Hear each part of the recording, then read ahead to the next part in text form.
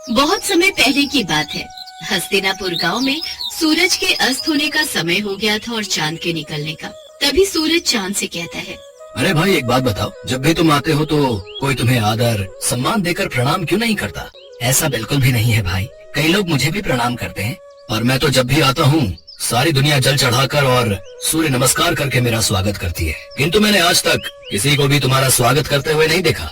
चांद और सूरज की ये वार्तालाप हस्तिनापुर गांव के निवासी सुन रहे थे। तभी बिरजू कहता है, हम तो सिर्फ सूरज को ही अपना भगवान मानते हैं, चांद हमारे लिए कुछ नहीं है। नहीं, ऐसी बात नहीं है। चांद भी हमारे लिए भगवान समान ही है। चांद भी हमें रोशनी देते हैं। सूरज भगवान तो हमें रोशनी और धूप देते हैं, लेकिन चांद वो हमें क्या देते हैं? लेकिन सारी रात तो हम सोए रहते हैं, तो फिर उस रोशनी का हम क्या करेंगे? हमें चांद की जरूरत नहीं है। हाँ, अगर चांद नहीं भी आएगा तो हमें कोई फर्क नहीं पड़ेगा। हाँ, उसका होना ना होना एक ही बात है। तुम ये क्यों भूल रहे हो? करवा चौथ वाले दिन इन्हीं की पूजा करने के बाद तुम्हारे लिए रखा गया व्रत पूरा होता है। लेकिन शुरुआत तो सूरज भगवान की पूजा से ही होती है। गांव वालों की बातें चांद और सूरज बड़े ध्यान से सुन रहे थे। उनकी बातें सुनकर सूरज तो खुश हो गया, लेकिन चांद थोड़ा उदास हो गया। फिर सूरज चांद से कहने लगा, देखा, हस्तिनापुर के लोग भी मुझे ही अपना भगवान मानते हैं और उनकी नजर में तुम्हारी कोई अहमियत नहीं है, परंतु मैं भी तो इन्हें रोशनी देता हूँ और अगर मैं ना रहूँ तो मेरे बिना इनकी जिंदगी भी अस्त व्यस्त हो जाएगी। ये तुम्हारी गलतफहमी है। इन लोगों को तुम्हारी बिल्कुल भी जरूरत नहीं है। अगर मेरी जरूरत किसी को भी नहीं है तो ठीक है, आज के बाद मैं आऊंगा ही नहीं। इसके बाद चांद वहाँ से चला जाता है और उसके जाते ही सारे गांव में अंधेरा छा जाता है। वैसे तो आसमान में कुछ सितारे होते हैं, लेकिन उनकी रोशनी ना के बराबर होती है। लेकिन अंधेरा इतना ज्यादा होता है कि किसी को भी कुछ दिखाई नहीं देता। हस्तिनापुर गांव में बुआई का समय शुरू हो गया था, इसीलिए किसानों को सुबह जल्दी उठकर खेतों में जाना होता है। लेकिन चांद के ना होने से बाहर घनघोर अंधेरा होता है। अरे उमा, जल्दी से उठ जाओ, आज खेत की बुआई करने जाना है। जल्दी से उठ जाओ, वरना देर हो गई तो बाहर धूप बहुत तेज हो जाएगी, फिर खेतों में काम करना मुश्किल हो जाएगा। हाँ, बुआई के लिए तो जाना है, पर अभी बाहर बहुत अंधेरा है। आप भी सो जाओ जी, और मुझे भी सोने दो। मुझे लगता है बाहर सुबह होने वाली है, अब हमें चलना चाहिए। वो तो आप सही कह रहे हो जी, पर बाहर इतना अंधेरा है कि हम जाएंगे कैसे? ठीक है, फिर बाद में ही चलते हैं। इसके बाद दोनों सुबह का इंतजार करने लगे। फिर जब सुबह हुई तो दोनों खेतों के लिए निकल पड़े। लेकिन थोड़ी ही देर में सूरज सर पर आ गया और खेत में काम करना मुश्किल हो गया। बहुत गर्मी हो रही है जी, चलो घर चलते हैं, कल सुबह जल्दी आकर काम कर लेंगे। हाँ, तुम सही कह रही हो, इस भयानक गर्मी में तो हालत खराब हो गई। अगले दिन जब दोबारा काम के लिए उठते हैं तो बाहर बहुत अंधेरा होता है और बाद में जब काम पर जाते हैं तब तक तेज धूप हो जाती है। इस समस्या से परेशान होकर पवन सूरज भगवान से कहता है, हे सूर्य देव, अगर आप रात को भी उपस्थित रहे तो हमें कभी भी चांद की जरूरत नहीं पड़ेगी और हम केवल आपकी ही पूजा करेंगे। अरे जल्दी से खाना बना दो, मुझे बहुत तेज भूख लगी है, नींद आ रही है, सोना भी है। लेकिन अभी तो दिन हो रहा है जी, क्या अभी से खाना बना दूं? हाँ, मुझे लगता है आज शाम नहीं होगी, तुम जल्दी से खाना बना दो, मुझे बहुत भूख लगी है। अच्छा ठीक है, बना देती हूँ। फिर दोनों खाना खा लेते हैं, लेकिन तब भी रात नहीं होती और दोनों सोने के लिए चले जाते हैं। बहुत गर्मी हो रही है, बिल्कुल भी नींद नहीं आ रही। ऐसा करता हूँ, जाकर नहा लेता हूँ। इसके बाद पवन नहाने चला जाता है। नहाने के बाद भी बहुत गर्मी हो रही है। तभी बाहर शोर होता है। पवन और उमा बाहर निकलकर देखते हैं तो बिरजू का बेटा बिट्टू बेहोश पड़ा हुआ था। क्या हो गया मेरे बच्चे, कोई जल्दी से पानी लाओ। फिर उमा जल्दी से पानी लाकर बिट्टू के मुंह पर छिड़काव करती है। कुछ ही देर में बिट्टू होश में आ जाता है। लगता है दिन रात धूप लगने की वजह से ये बेहोश हो गया था। इसके बाद सभी सोने के लिए चले जाते हैं, लेकिन गर्मी की वजह से किसी को भी नींद नहीं आ रही थी। सारी रात लोगों की ऐसे ही कट जाया करती। इतनी गर्मी में तो हम लोग मर ही जाएंगे। काश सूरज ढल जाता तो इतनी गर्मी नहीं होती और हम लोग चैन से सो पाते। चुप रहो तुम, थोड़ी सी गर्मी सहन नहीं कर सकती? ऐसे ही एक हफ्ता बीत जाता है, लेकिन हस्तिनापुर के लोग बिल्कुल भी चैन से नहीं सो पाते और देखते ही देखते कई लोगों की तबीयत बिगड़ने लगती है। ये सब तुम्हारे कारण ही हो रहा है। ना तो तुम चांद का अपमान करते और ना तो वो यहाँ से जाते। इसके बाद पवन बाहर जाकर सूर्यदेव से प्रार्थना करता है, हे सूर्य देवता, अब से आप केवल दिन में ही रहिए, हम आपकी गर्मी सहन नहीं कर पा रहे हैं, रात को हमें चांद की ही जरूरत है। इसके बाद पवन और सभी गांव वाले चंद्रदेव को पुकारने लगते हैं, हे चंद्रदेव, हमें माफ कर दीजिए, हमें आपकी भी उतनी ही जरूरत है जितनी सूरज की। हाँ चंद्रदेव, जहाँ दिन सूरज के बिना अधूरा है, वहीं रात आपके बिना अधूरी है। अब से हम आपकी भी उसी तरह पूजा करेंगे जिस तरह सूर्य देव की करते हैं। ठीक है, मैं रात में तुम लोगों को रोशनी देने के लिए फिर से उपस्थित रहूंगा। मुझे माफ कर दो मेरे भाई, अब मुझे समझ आ गया है कि जितनी जरूरत इस दुनिया को मेरी है, उतनी ही तुम्हारी। सूरज ढल गया और अंधेरा होने लगा। तब चांद ने अपनी रोशनी चारों ओर बिखेर दी। इसके बाद सभी गांव वालों ने सर झुकाकर चांद का स्वागत किया और सभी गांव वाले पूरे एक हफ्ते बाद रेलवे स्टेशन पर भूतों की बारात। एक हिमानी नाम का गांव था। गांव से कुछ ही दूरी पर एक भूतिया रेलवे स्टेशन था। गांव के लोगों का उस रेलवे स्टेशन से आना जाना तो क्या, उसके आसपास भी भटकते नहीं थे, क्योंकि उनका मानना था कि उस रेलवे स्टेशन पर भूत रहते हैं। हर अमावस्या की रात उस भूतिया रेलवे स्टेशन से भूतों की बारात निकलती है, वह भी पूरे गाजे बाजे के साथ। बारात में एक भूतिया दुल्हा अपनी पूरी पलटन के साथ गांव में आता है और एक जवान लड़की को अपने साथ ले जाता है। आज फिर वही मनोज अमावस्या की काली रात आ गई। घर में एक जवान बेटी है, कैसे मैं उसकी रक्षा करूं? घबराने की कोई जरूरत नहीं है, मैंने घर के सभी खिड़की दरवाजे बंद कर दिए हैं। कोई भी दरवाजा खटखटाएगा तो खोलना मत, आज हम में से कोई भी पूरा रात नहीं सोएगा। तभी महेश की बेटी आरती बोलती है, पिताजी, मुझे कुछ होगा तो नहीं ना? मैं उन भूतिया बारातियों के साथ नहीं जाना। मेरी बच्ची, तेरे माता पिता के होते हुए तुझे किसी से डरने की जरूरत नहीं है। पूरा गांव दहशत से अपने अपने घर में छिपकर बैठ जाता है। तभी गांव में ढोल और शहनाई की आवाजें आने लग जाती हैं। आवाज इस भूतिया बारात की ही थी, जो रेलवे स्टेशन से निकलकर गांव की तरफ आ रही थी। गांव वालों, दिखाई और सुनाई नहीं देता क्या तुम लोगों को? देखो, बारात आई है, हमारा स्वागत नहीं करोगे? मेरी दुल्हन कहाँ है? कहीं दिखाई नहीं दे रही मुझे। अब भूतिया बारात गांव में आ चुकी थी। सुमन अपनी फूल जैसी बेटी को एक कोने में छुपाकर बैठी हुई थी। तभी भूत आगे की तरफ बढ़ता है और जोर जोर से हंसने लगता है। आज तो मेरी शादी है, बिना दुल्हन लिए मैं यहाँ से जाने वाला नहीं हूँ। तुम गांव वाले मेरी दुल्हन को साथ विदा करते हो या मैं खुद तुम्हारे मातम के साथ उसे अपने साथ ले जाऊं?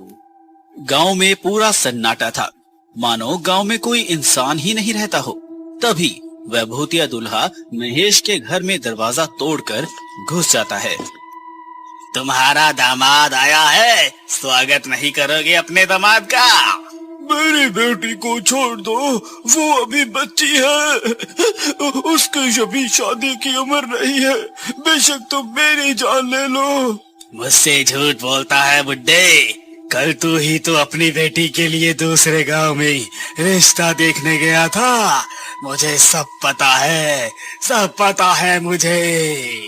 मेरी बेटी को हाथ लगाने की कोशिश मत करना, मैं उसकी माँ हूँ। मैं अपने जीते जी अपनी बेटी की शादी एक भूत से नहीं होने दूंगी। फिर क्या था, उस भूतिया दूल्हे को बहुत गुस्सा आता है और वो आरती के माता पिता को वहीं जान से मार देते हैं। आरती अपने कमरे में जैसे तैसे छुपकर बैठी थी। माँ, पिताजी, छोड़ो मुझे, मुझे अपने माता पिता के पास जाने दे। पर वो भूत उसकी एक नहीं सुनता। वो आरती को अपने साथ उसी भूतिया रेलवे स्टेशन में ले जाते हैं। अगली सुबह होते ही सिया और उसके परिवार के सांस में सांस आती है। कल तो हमारी बच्ची बाल बाल बच गई, पर जो सुमन के परिवार के साथ हुआ वो बहुत बुरा हुआ। ऐसा नहीं होना चाहिए था। पर हम कब तक अपनी बेटी की रक्षा करते रहेंगे? एक ना एक दिन तो वो भूत हमारी बेटी को भी उठा कर ले जाएगा। उस रात के बाद पूरे गांव में डर का खौफ छाया हुआ था। हर जगह मातम बिखरा हुआ था। गांव वाले मिलकर आरती के माता पिता का अंतिम संस्कार कर देते हैं, लेकिन पूरे गांव वालों की जुबान पर बस भूतिया बारात की ही बातें थी। अरे गांव वालों, ये सब कब तक चलेगा?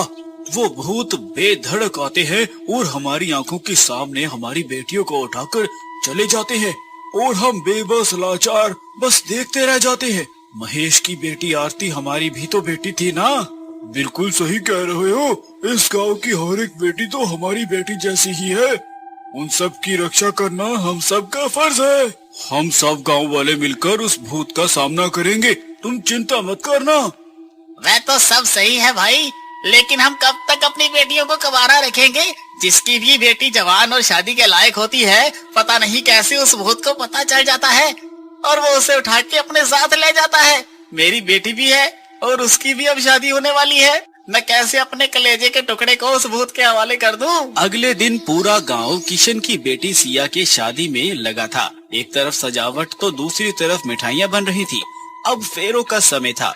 दुल्हा दुल्हन मंडप में बैठे हुए थे कि तभी अचानक रेलवे स्टेशन से भूतिया बारात गांव की तरफ आ जाती है। सभी गांव वाले भूतों को देखकर अपने अपने घरों में छिप जाते हैं। अरे गांव वालों, तुम सबने तो मेरा साथ देने का वादा किया था ना, और कहा था कि हम इन भूतों का मुकाबला करेंगे। अब क्या हुआ तुम्हारे वादे का? तभी किशन की बेटी सिया और पत्नी यशोदा भी वहां आ जाती हैं। तुम्हारा ये साहस कि मेरे बिना तुम अपनी बेटी की शादी करने चले थे। जैसे ही भूत सिया के माता पिता को मारने वाला होता है कि तभी सिया उसी भूतिया दूल्हे के सामने आ जाती है और कहती है, आप मेरे माँ बापू जी को मत मारिए। अच्छा छोड़ दूं? इसे मैं बस एक ही शर्त पर छोड़ूंगा, अगर तुम मेरे से शादी करोगी। नहीं नहीं मेरी बच्ची, शादी के लिए तू हाँ मत भरियो। तेरी शादी से अच्छा है कि ये भूत हमारी जान ले ले। माँ, पिताजी, अगर इस भूत से शादी करने से आप दोनों की जान बचती है तो मैं ये शादी जरूर करूँगी। ये कहते ही भूतिया दूल्हा अपने बैंड बाजे के साथ सिया को अपने साथ भूतिया रेलवे स्टेशन की ओर ले जाने लगता है। रुक जा मेरी बेटी, तू ऐसा मत कर। किसी गांव वाले की हिम्मत नहीं होती कि उस भूतिया बारात का सामना कर सके, क्योंकि उस बारात में एक से बढ़कर एक खूंखार और चुड़ैल मौजूद थे। वहीं अशोक नाम का व्यक्ति अभी हाल ही में गांव में आया था और ये सब देखकर वो कहता है, ये ठीक नहीं किया हम सब ने। मेरी भी एक बहन है और उसकी भी उम्र शादी के लायक हो गई है। क्या उस सिया की जगह मेरी बहन होती तब भी ऐसा ही करते हम लोग। गाँव की बेटियों को हम यूं ही उन भूतिया बारातियों के हवाले करते आ रहे हैं। कल को मेरी नीलम का नंबर ना हो। भैया भाभी, मुझे बहुत डर लग रहा है। आए दिन इन भूतों का खौफ बढ़ता ही जा रहा है। दुल्हन का वो सुहाग का जोड़ा उनके मौत के जोड़े में तब्दील होता जा रहा है।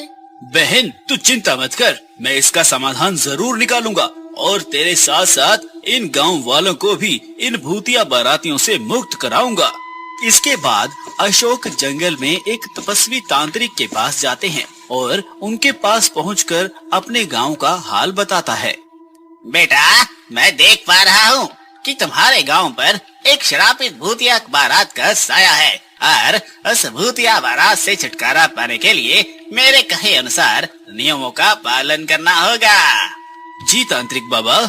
इसके बाद वो तांत्रिक अशोक को समाधान और नियम बताते हुए एक गंगा जल की बोतल देते हैं और कहते हैं, जा बच्चा, तेरे और तेरे गांव वालों का कल्याण हो। इसके बाद अशोक गंगा जल लेकर गांव आ जाता है और सभी गांव से कहता है, सुनिए गांव वालों, इस भूतिया बारात से छुटकारा पाने का एक उपाय मुझे मिल चुका है, लेकिन इस काम को पूरा करने के लिए मुझे आप सबका साथ चाहिए होगा। तुम्हारा साथ देंगे। क्या करना है?